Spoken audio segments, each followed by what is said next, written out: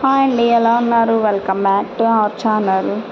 కూర చేసే ఓపిక లేనప్పుడు ఇలా ట్రై చేయండి. సింపుల్గా 5 మినిట్స్లో కర్రీ అయిపోతుంది. పచ్చిమిర్చిలో సాల్ట్ వేసి మిక్సీ చేయండి. మిక్సీ చేసి అలా ఆయిల్లో వేయించండి.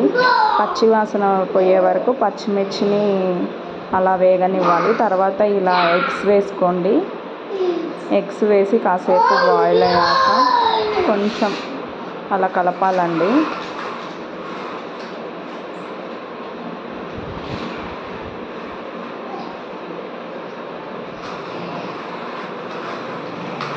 కాసేపు మూత పెట్టి ఉడకనివ్వాలండి. ఇంకా ఎగ్ అలానే ఉంది కదా, ఎగ్ మొత్తం బాయిల్ అయ్యే వరకు ఉడకనివ్వాలి. చూడండి, ఇలా ఆయిల్ పైకి తేలే వరకు ఉడకనివ్వాలండి.